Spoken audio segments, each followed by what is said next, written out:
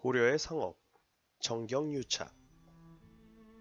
정경유착의 고려시대, 처가의 재력을 등에 업고 출세한 송유인. 고려시대 상업이 발달할 수 있었던 이유는 정경유착을 당연하게 여겼던 사회상 때문이다.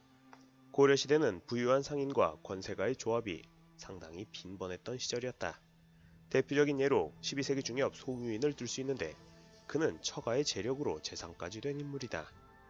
송유인, 에헴. 송유인은 공신인 아버지를 둔 덕분에 말단 무관직을 거쳐 무장으로 승진했는데 이 무렵 송나라 상인의 미망인과 첫 번째 혼인을 했다.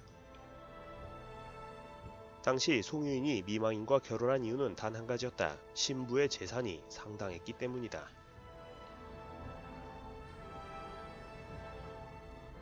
그리고 혼인 후 얻은 재산 중에 은 40근을 환관에게 뇌물로 주어 삼품직의 벼슬을 얻었다. 당시 은 한 근은 쌀 50가마니로 현재 가치로 따지면 약 1000만원 정도 된다.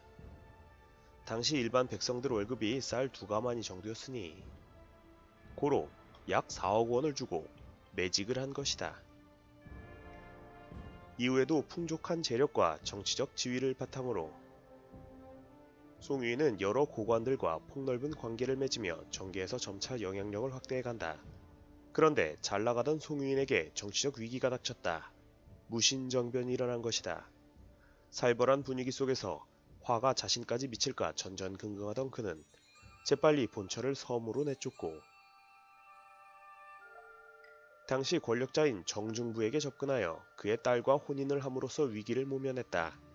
그런데 이때 정중부가 선뜻 자신의 딸을 내어준 이유는 역시 이번에도 신랑의 엄청난 재력 때문이었다. 정중부, 돈 많은 놈이니 뭐. 그리고 송유인은 승승장구하여 재상의 반열까지 오른다.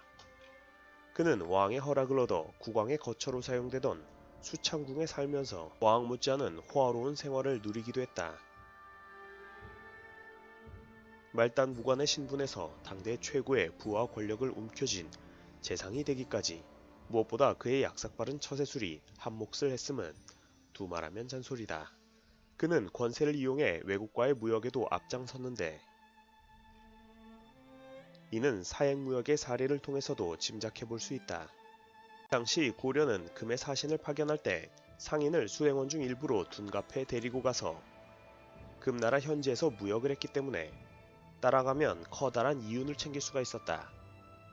그래서 사신 수행원으로 뽑히는 것은 일생일대의 기회였다. 다만 인원과 규모가 제한되었기 때문에 여기에 참여하고자 했던 사람들은 막대한 뇌물과 압력으로 본인이나 원하는 사람을 끼워 넣었기 때문에 결코 아무나 얻을 수 있는 자리가 아니었다. 그런데 당시 목록을 보면 송유인은 자신의 노비들을 사행단에 밥 먹듯이 끼워 넣곤 했다. 하지만 송유인의 성공은 거기까지였다. 정중부 정권이 무너지면서 그의 운명 또한 무너지고 말았기 때문이다. 젊은 장군이었던 경대승이 정중부를 제거하며 곧바로 송유인도 베어버린 것. 이래서 조강지처를 버리면 끝이 좋지 않다.